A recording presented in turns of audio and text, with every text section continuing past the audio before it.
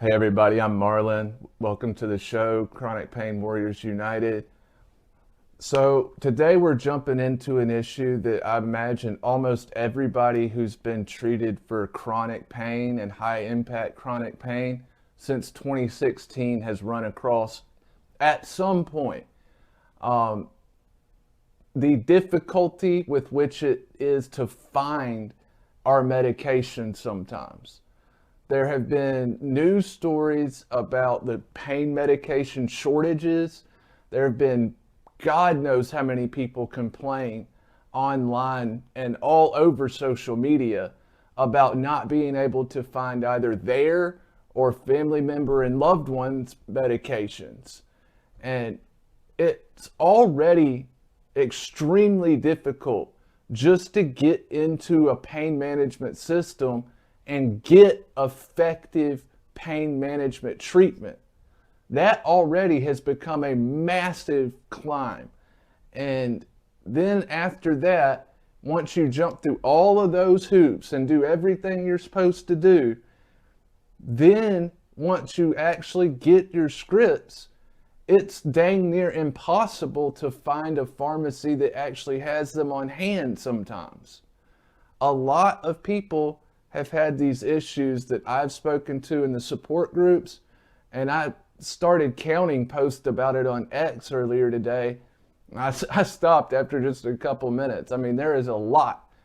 I thought about trying to use AI to even see how many there were, but there's no point. There's so many.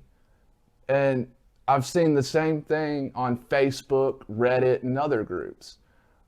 I myself have had issues with trying to find my pain medications 3 times out of the last 6 months. And the only reason it worked out is because I knew that they would likely have those issues because, hey, when it happens the first time, whatever. When it happens the second time, it's not a coincidence anymore. When it happens a third time, there's an ongoing problem, obviously. So after it happened the first time, I started making calls, a few days before I would need to fill my prescriptions and seeing who had what where. And the fact that we even have to do that is just asinine to me. A big question that a lot of Americans probably have and don't understand where this is coming from is why? Why are we having this? We have a massive pharmaceutical industry. We can produce as much of or whatever we need, and it just doesn't make any sense, right? And it does once you understand where it's coming from. Once again, this is the federal government via the DEA crawling into our healthcare and absolutely ruining and destroying a system that worked for the vast majority of people before they started with all this nonsense. The authority for them to issue these quotas or to issue the demands for the pharmaceutical industries to make these production cuts, we have to go all the way back, of course, to 1970 and the Controlled Substances Act. It gives the authority to the Attorney General to set quotas, to set production limits and all that on Schedule 1 and 2 narcotics. And it is because they are doing that that it has become such an issue for Americans to find their medications, right? And just so you know, Schedule 1 narcotics are supposed to have no medicinal value at all. Schedule 2 narcotics are supposedly products that have medicinal value, but are highly or potentially highly addictive. And most pain medications were put into Schedule 2 several years back. Absolutely wrong, but it is what it is. And that's where that authority comes from. The Attorney General has the authority, and he then delegates that authority to the DEA. The DEA then issues orders to the pharmaceutical industry on how many of these medications they're allowed to produce in a given year. How we in this country, in the United States of America, with the Constitution we have and the founding fathers that we did and the way it was set up, got to a place where a group of unelected bureaucrats can issue orders that will massively impact the lives of millions of Americans with impunity. We have absolutely no recourse except to come together in huge numbers and apply political pressure to stop this. And that's what we're trying to do. That is what we will do. It's just a matter of time. How long will it take to convince enough Americans to come with us? Realistically, if we could just get enough people suffering from chronic pain to join us and lend their voices with us for reform, that in itself would be enough. There's over 20 million of us, well, around 20 million of us suffering from high impact chronic pain. There's another, 25 million, 50 million in total suffering from chronic pain that lasted more than 3 months and close to a year. 50 million. And the vast majority of those Americans, especially the 20 million with high impact chronic pain, are not having their pain managed properly. And people are coming to us more and more and more with stories about how their elderly parents, grandmothers, whatever, are being left to suffer in their last days in pain and leave this earth in pain. And that is a crime against humanity. I don't care what anybody says, and especially in this country, it is a crime against humanity. It's an abdication of our rights. It is wrong. So that's where the authority comes from. The good news about that is, if we can apply the right political pressure, we can have a lot of this reversed and undone. Like the issue with the DEA here. I've got my whiteboard and it's a little darker in here than usual because of that, and I hope y'all can see. Hang on, give me just a second. I want to enlarge this to make sure that y'all can see well enough. Yep. And we will be getting, I'll be getting a digital board real soon. I just don't have one right now. I should be using that, but it is what it is. In 2016, as you can see, when all of this really got going, the DEA absolutely went to town.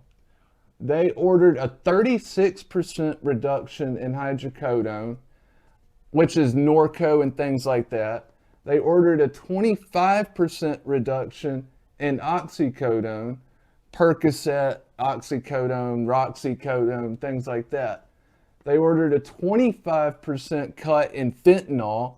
It would be like fentanyl patches and that type of thing, and vials for the hospitals and stuff. Hydromorphone they ordered cut by 25%, which is Dilaudid. Morphine they ordered cut by 25%, and oxymorphone they ordered cut by 25%, which would be like Opana and stuff like that. Overall, guys, that is a 26.8% cut across the board. In 2017, they ordered a 34% cut of hydrocodone. Oxycodone 25, fentanyl 25, hydromorphone 25, morphine 25, oxymorphone 25. You start to get the picture, right? In 2019 and 2020, everything was the same as 2018, except oxymorphone, which they had cut so much that they had, in 2020, they cut it by 55%. I mean, they'd already cut it over and over and over again here. And then we get to here and they're like, oh, we're going to cut that cut in half again. And it's so bad that by the time we get to 2021, COVID in full swing, massive shortages in pain medications all over the place. And they realize we kind of messed up. And it's the only time that they order an increase in production, right? And that was in 2021. In 2022 and 2023, they ordered 5% cuts across the board. The whole thing. This is why we are having such hard times finding our medications. They have cut and cut and cut and cut. That is, when you really start looking at the numbers, they have just slashed and burned.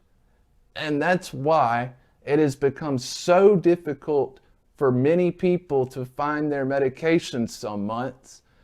A lot of that production is also being sent overseas because there are quite a few European countries that don't produce any of their own pain medications. Or if they do, they produce very little. And we, or the pharmaceutical companies, subsidize their production by selling overseas. This was all made much, much worse in 2020 because of COVID. Like I showed you, in 2021, they actually ordered increases in the production of oxymorphone just because there were so many shortages. COVID comes around, they've ordered massive cuts year after year all the way up to that point, and they should have been taking into account that something like this could happen, and they didn't. And it wound up costing Americans and people overseas badly. We had massive medication shortages all throughout COVID, and we're still having them to this day. So one of the good news about this is because the authority resides with the Attorney General, and eventually the goal will be to have that authority removed. Government should not be interfering in our lives this way, not without the consent of the American public, or at least, I just don't think it should be happening without the consent of the American public. I don't think most Americans even know that that's really what's happening. And if they did and understood it, I don't think that they would be okay with it, which is why we're trying to push this information out there. Like I said at the beginning, unelected bureaucrats who have massive power like this and impunity to push it and use it however they want in a lot of ways is just wrong. And it is costing Americans dearly. For somebody may say, oh, Marlon, why is it a big deal if somebody can't find their pain medications for a couple days? They just have to wait. No, that is not how this works.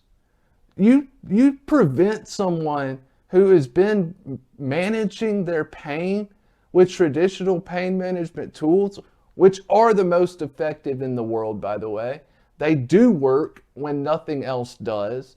And non-traditional pain meds, you're looking at, Tylenol, NSAIDs, and anticonvulsants. That's it, really. What else is there besides those types of things? I mean, Tylenol, ibuprofen, and naproxen type products, and then things like gabapentin. And we are seeing those things so overprescribed for pain just because the restrictions have gotten so bad that when doctors want to treat their patients' pain and they're not chronic pain patients, they're not in pain management, and they're not in a DEA sanctioned system, really a lot of times the only things they can reach for are those. And they do not work for the vast majority of people experiencing medium to high acute pain or high impact chronic pain. They just don't for the vast majority of people. And traditional pain medications do. So when these people are taking these traditional pain medications, they cannot get their scripts filled for 2-3 days, whatever it is. That's not okay. They are going to suffer badly, not just from the pain that they are managing, but also from it being amplified through the sickness of being cut off from their medication for days. It's just wrong. There is absolutely no call for it. I've mentioned in a couple of our other videos, all three of our founding fathers, first presidents, George Washington, John Adams, and Thomas Jefferson, along with Thomas Jefferson's sick, dying wife, Martha, had chronic pain issues for a lot of their lives. They had access to traditional pain management from Papaver somniferum grown on Monticello and turned into opium products that George Washington, John Adams, and Thomas Jefferson and his dying wife Martha all benefited from, as well as many other of our founding fathers. Thomas Jefferson likely had a slipped or busted disc in his back. How many of us could relate to that type of thing? George Washington and John Adams had bad facial pain, and John Adams had convulsions types that wasn't really epilepsy, but something like it. Bad muscle spasms that caused him pain. I suffer from temporomandibular joint disorder, which is the joints in your face not working like they should. And that, I can relate so much to how George Washington and John Adams must have felt with the facial pain issues that they had. And we would be looking at a very different historical record if they had been treated the way Americans' pain is being treated or not treated in a lot of cases nowadays. So anyways, that is what's happening. That's why we're having pain medication shortages constantly. That's why people are not being able to find their prescriptions a lot of times. And that's why people are getting sick and in pain and everything else when they can't. And there is no call for it. It could easily be stopped and reversed. And we just need to get the political pressure applied to do so. A lot of what has been done can be stopped and started to make reversals of just through the orders of a new attorney general or a different attorney general. Long term, down the road, the goal is to unravel a lot of these laws and regulations with the force of law that have been put in place. That is the goal of Chronic Pain Warriors United. We have got to get cops to stop practicing medicine. It is killing Americans. It is leaving Americans to die in pain for no reason. And it's leaving many, many more to suffer and see their quality of life destroyed. So if you've had issues like this, get down in the comments, please, and let us know. We'd love to hear your stories. Your stories, as we say at the end of every video, are you. They are important, just like you are. You're an unique, important individual, and your stories are too. And they are going to touch people's hearts and show people the wrong that is being done to their fellow Americans and compatriots. This can be and will be changed. So join up with us, lend your voices into ours. As we amplify our voice and get louder and apply more pressure, we will be heard. So if you haven't yet, hit that sub button. We want you to join us. We'd love to have you with us. Get down into the comments and share your stories. Hit that like button. I'm Marlon with Chronic Pain Warriors United. Y'all be blessed. We'll be back real soon. Cheers.